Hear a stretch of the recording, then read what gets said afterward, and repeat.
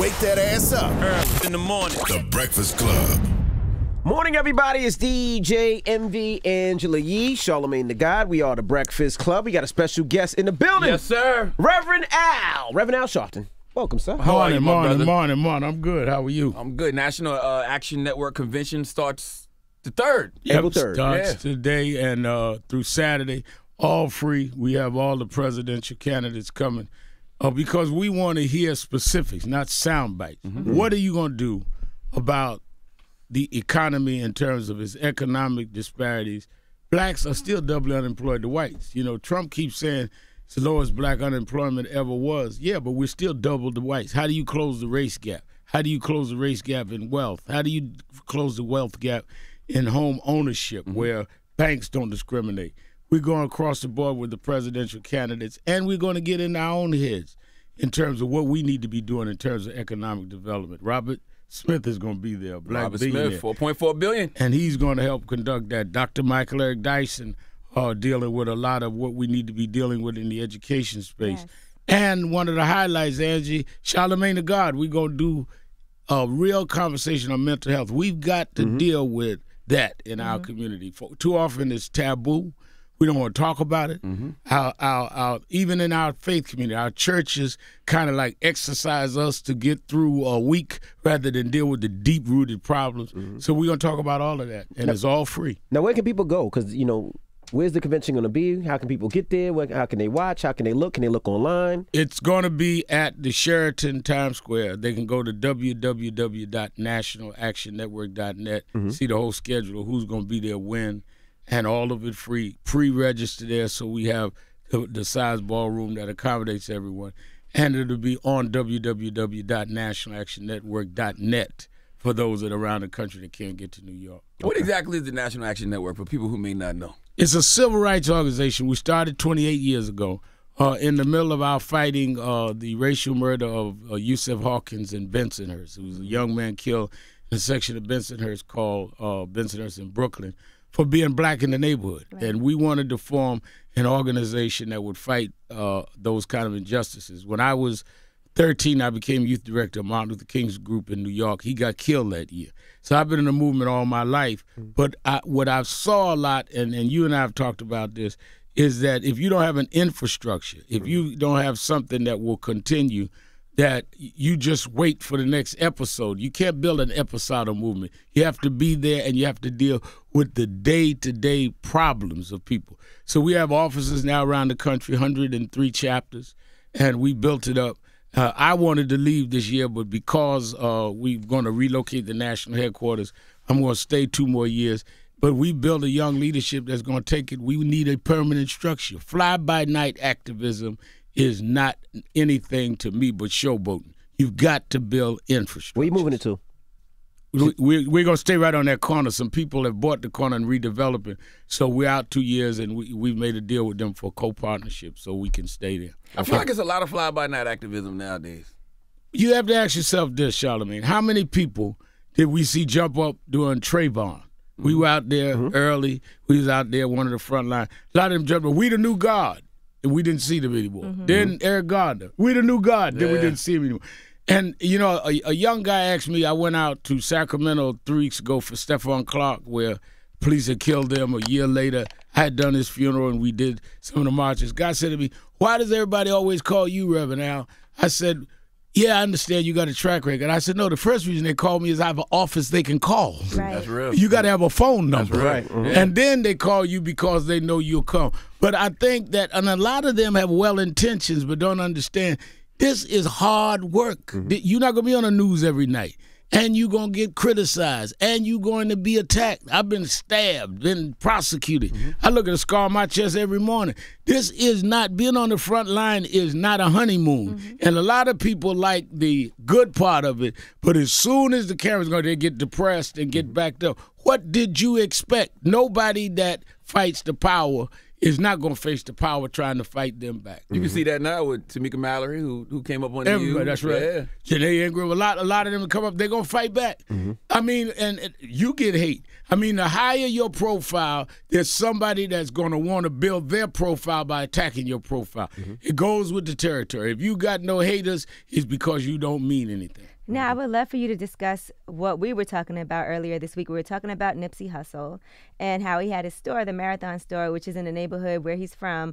But it is important, I feel like, for us to have a presence even when we become successful in those areas. But the discussion is, I guess, what was the topic you guys had? Is it better for you to Keep it real or keep it alive? Keep it alive. Why can't you do both? So what are your thoughts on artists and people becoming successful that are high profile like that, but still wanting to be in the neighborhood where they're from and give back in that way? I think Nipsey was a real example of everything we preach, but I don't know that all of us have created the climate that makes that palpable for everybody.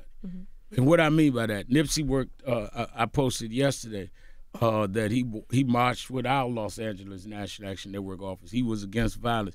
He came out of the gang culture and understood it and did the store and the whole bit. He, unlike other artists, never left the community. But if the community is not transformed, it could become a place that you run into the danger because everyone didn't transform like you did, which is why it becomes a debate. And we have to stop at this juncture with somebody as valuable as Nipsey and say, what are we doing? If we have a culture that would at one hand celebrate him, but at another hand still use the old black hate, self-hate thing that I'm going to get even, I'm going to do whatever the motive ends up being, are we doing to ourselves what many of us are out stopping others from doing? So we've got to be just as outraged when we demonstrate this kind of behavior to each other as we do when others do it. Now, you said all the Democratic candidates are coming to the National Action Network. Yep. Why do you think so many Democrats are afraid to specifically speak on issues involving African Americans? I think that because they've been allowed to skate around the issue. And I think that because some people just go along to get along, I'm going to support you, I understand you can't do this, that. Well, I don't understand that. I ran for president. I don't understand if you can go to everybody else, why can't you come to us? Damn right. And I think that is where you got to draw the line. You need to address us. You need to address us specifically. I don't mind you embracing others, but I want to know what you're going to do about our situation. And that's not being divisive. It's divisive to divide us out of the deal. So what do you think about like Cory Booker, who hasn't yet said, what he plans to do for the African American community? We intend to ask him about that when he shows up. I think he's on Friday. And again, I think that the thing, I've been out here a while, and my generation wanted to deal with the generation ahead of it did and carry it. People think when you get a certain age, we all the same age, but we had generational differences. I was started, as I said, in King's Group. Jesse Jackson was one of my mentors. He's 15 years older than me. Minister Farrakhan's 21 years older than me. So we had our generational thing. Then you got those in their 40s behind me. I think what we are saying to guys like Book and them is we're in the post-Obama generation. So we have already seen a black president. We've already seen a black first family. Now we want to know what it is going to mean. Symbolism is not enough now. It's substance. Word. And if there's no substance, then we've gotten over the aura of the first. I think Obama did a good job, don't get me wrong, facing what he had to face. But again, you can't run to be the first. I think Kamala Harris has taken the heat and showing something. Corey's got to show something. And we've got to not excuse the rest of them. I told Bernie Sanders, you are progressive, but are you progressive on race? I want to know where you are about our particular matters because we have particular problems. Now, what do you think about the reparations, too? Well, I've always supported reparations, and I think that we, first of all, we can debate about how we get it. Right. But let's be clear that we're owed. If I take some money from you and we see each other in 5 years, and the debate should not be how I'm going to pay you back. Let's first establish I owe the debt. Right. So America first has to deal with the debt. Randall Robinson wrote that years ago. I think that every candidate needs to say, yes, we are indebted because we took. The whole debate about affirmative action has always been misconstrued. The reason the government owes reparations and affirmative action is just a conservative part of it is the government is who did it. Right. It was the law that we couldn't read and write and that we couldn't make money. It was the law. So the government has to undo what the government did. Now we can get to how the government does that. But don't debate to me what you did to me, because if we're not even going to start from that juncture, then we're not dealing from a basis of honesty. Yeah, systemic problems need systemic solutions. That's exactly right. And everything is around government. You meet people all the time, well, I ain't into that because I'm not into the government. We're all in the government. Government regulates this radio station and this TV station. The government decides the residential zone you live in, whether you can build a business. I meet brothers and sisters talking about, well, I ain't into voting, I'm going to build a business. You got to go down and get zoned in to even get a business in the area you want to build it. That's politics. So you can't avoid it, so let's deal with it. We are smart as they are. We can work harder than them. Don't give them the feel about just giving up. Let's go in there and engage it, and that's why we're having this convention. And those candidates that say, you know, I don't believe in reparation, or I'm not talking about reparation. Well, then what are you talking about? Then are you saying that it's all right that you held us in chattel slavery for all of those, for 257 years, and then segregation 100 years later, and discrimination up to this day? Is that what you're saying? Say that. And they need to be pressed. Well, I'm saying I don't believe in cash reparation. Well, now you're getting in the method. Right. Let's first establish the debt is owed, and that's going to be part of what we discussed. What are some ways that you think we can make sure that people get reparations? What are some plans that we can implement to make sure it does happen? Sheila Jackson Lee, who's a congresswoman from Texas, has a bill out to explore it right now. Let's start there. Let's have a commission study on how we do it. It could, and they've got everything on the table from infrastructure to investments in communities, all kinds of. Let us have an intelligent commission and study how we do it, but let's establish that something must be done. We did not get unequal by accident. Right. It was done by governmental sanction and enforcement. Do you think the conversations about reparations are real, or are they just using it as a talking point? I think that some of them is a talking point. It's check that box. Because if you ask the next question, well, then how do you want to see it done? They don't have the answer. And we cannot be a box you check. We've got to be a major part of this discussion. They cannot defeat Trump without us.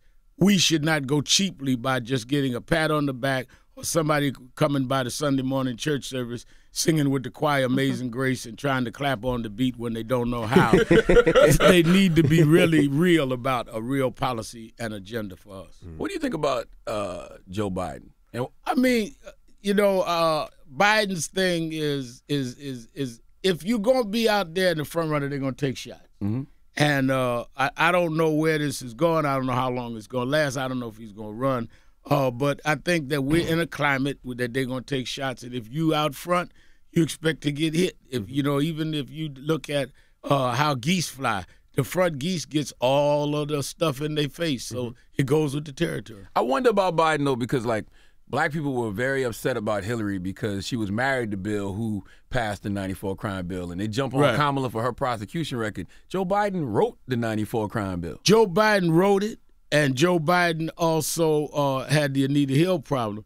And when Joe Biden spoke at National Action Network's Martin Luther King breakfast this January, he said that it was wrong, that it went the wrong place. But he's got to deal with that even more and more. But let's not forget, Bernie Sanders voted for the crime bill. So, I mean, all of the candidates are going to have to explain their past. And I'm not saying that they should not be given understanding. But first, you know, before you can get forgiveness from God, you got to repent. You got to say this was wrong. I marched against the crime bill in '94. Most of the Congressional Black Caucus was for the crime bill. Because even though we said that crack was wrong and we were painting and exposing crack houses here in New York, we knew that was going to lock up a half a generation or more of blacks, and it did. And we still are suffering from that. Families were divided. They've got to deal with that issue, and they've got to deal with where now Trump is trying to bring us back there, because they're talking about, through his Justice Department, trying to come back with these kind of mandatory sentencing language, at least in language, that will go to legislation if we're not careful. Now, can you break some things down for us? Because there are a lot of Democratic nominees right now. And a lot of people are saying, well, I don't even know what I like, who I like. And, of course, you have to listen and hear them out first. But from what you've heard so far, policies and ideas, what are some policies and ideas that you've heard thus far that you like? I like the idea that Elizabeth Warren is talking about going up against the 1% in terms of them monopolizing, especially in the media space. I like what Kamala Harris has said about teachers being the most underpaid. I like the criminal justice stuff that has been raised by even the new sensation on the block, Buttigieg, who's speaking Thursday. Mayor Pete? Yeah, Mayor Pete. I like Mayor Pete a lot. Yeah, I think Mayor Pete is a sleeper, and he'll be speaking at the convention Thursday. And I think that we need the balance of new ideas and old ideas. But again, I want to see them as they apply to the black community and the brown community and what it's going to mean on the ground to us. Because I think that a lot of the progressives are progressive about everything but race. Right. And it's almost like I was reading this book on Frederick Douglass. It's like William Lloyd Garrison and them said when the Emancipation Proclamation was signed, and Douglass had already escaped slavery. You just stand up there. We will do the speaking. We want you to be. It was almost like he was a mannequin as a slave. We'll do the talking. And they almost want to talk for us and let us talk for ourselves. We can talk for ourselves. We know what we want, and we can express it better than you think you can because you never lived this. And I think that that's what we've got to do, challenge the progressives and the right wing, that we are self-evident and we are self-sufficient. You got anybody you favor right now? Or Not right now. I'm not leaning toward anybody else after you told me you ain't running. You ever thought about running again? Nah. I like what I'm doing. You know, civil rights is my life. And I ran to make sure I put a lot of things on the platform. I did that in the debates, got support, and was able to build NAN bigger, get a television and radio platform. I'm good. Right. You ever think there's too many candidates, Democratic? Because a lot of times when a lot of Democrats run, it seems like it's split, and we never come back. Like even with Bernie Sanders and Hillary, people who voted for Bernie, a lot of them didn't convert to Hillary. Right. I think that hurts. the problem is that with too many candidates, Angie is right, that a lot of people get confused. The challenge is how do you distinguish yourself without becoming so bizarre that you break from the crowd because you did something really crazy. Right. But I think that at the end, the goal is what you said. How do you bring it together at the end to defeat? Because let me tell you something. What people don't understand about Donald Trump, I was born and raised in Brooklyn.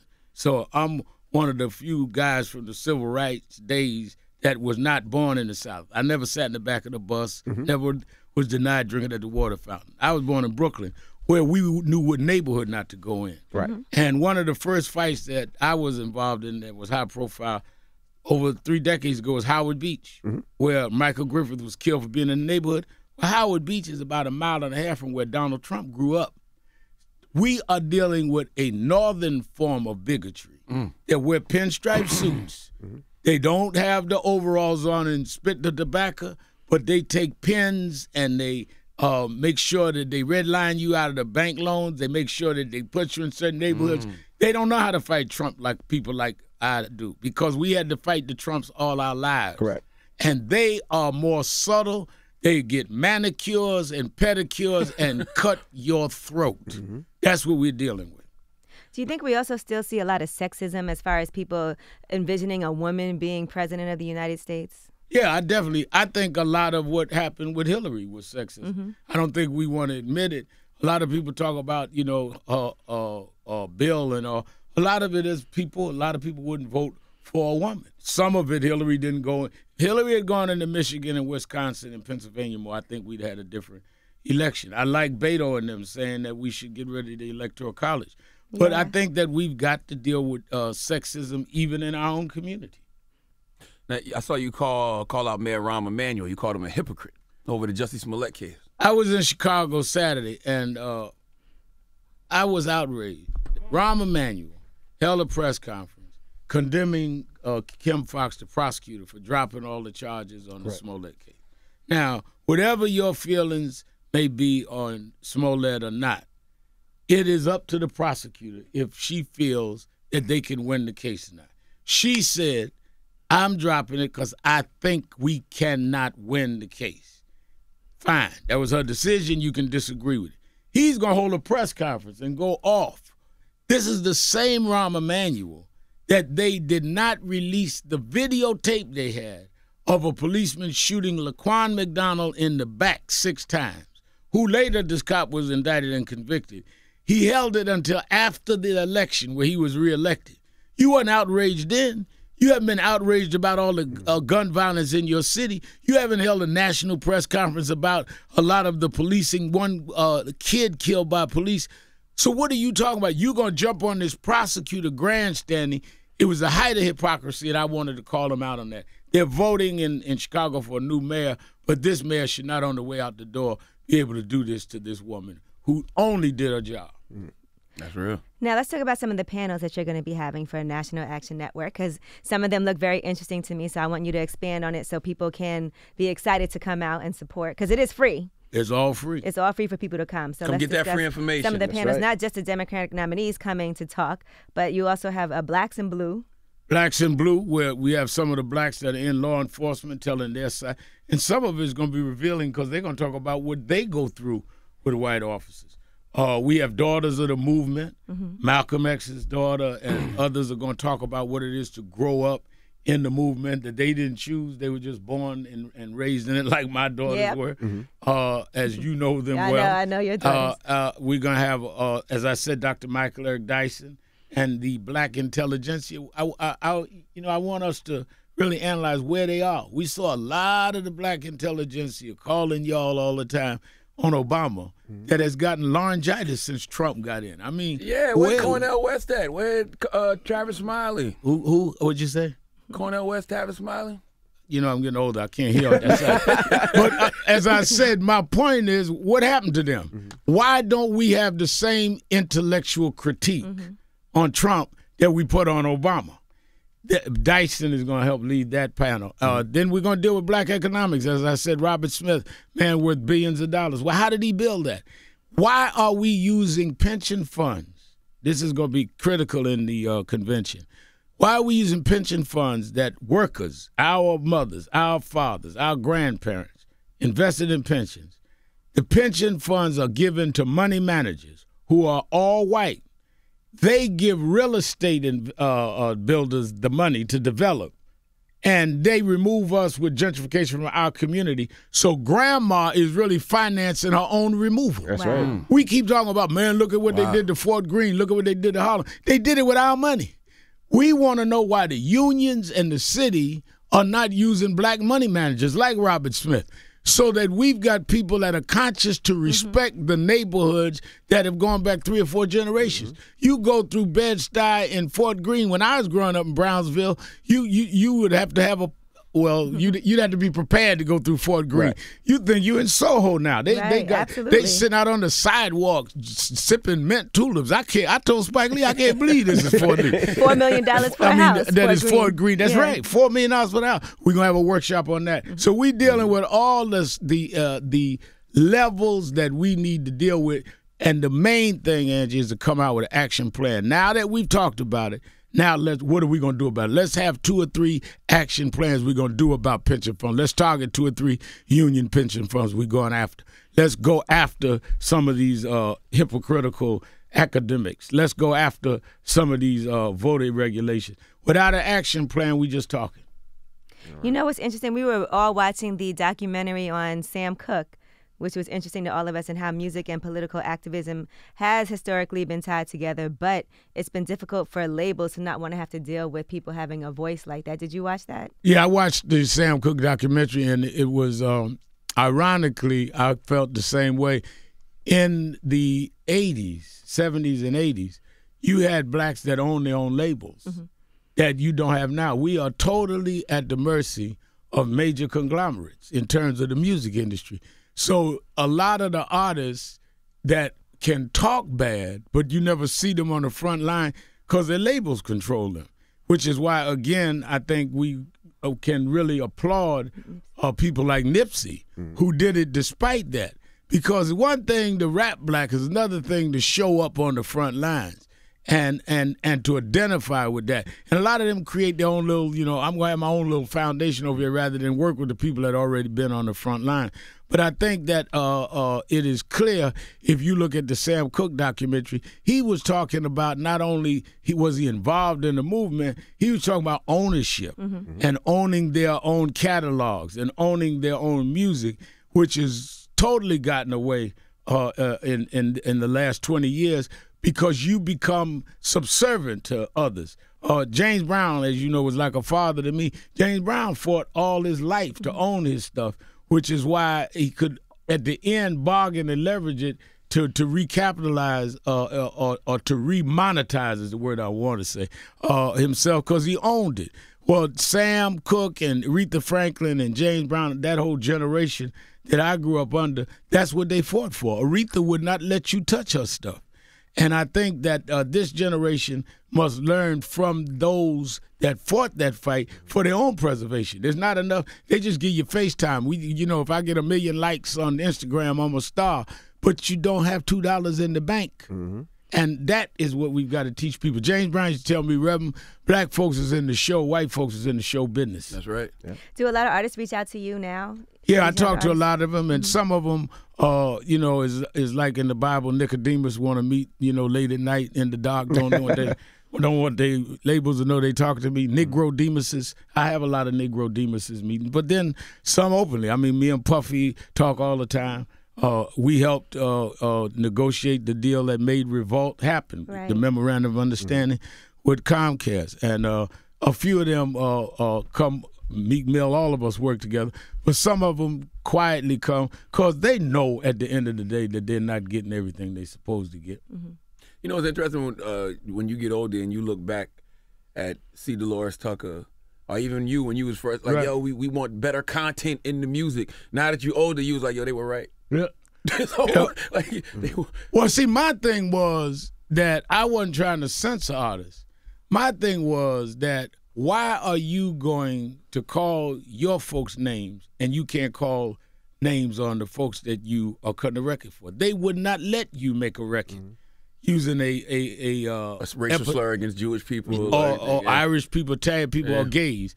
But it's all right to use the N-word. So if the N-word was permitted, then what's the bad word for us?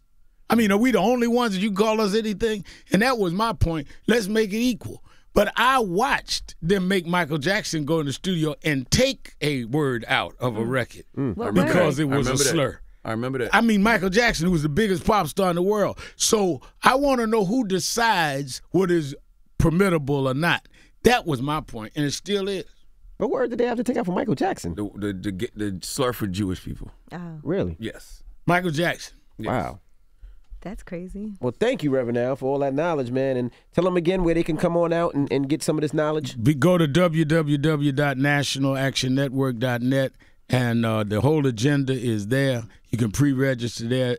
We start 9 o'clock every morning. We're there till 5 at the Sheraton Times Square. You can also call the toll-free number 1-877-626-4651. And I'll be there Thursday. And that starts today. So get on out there today.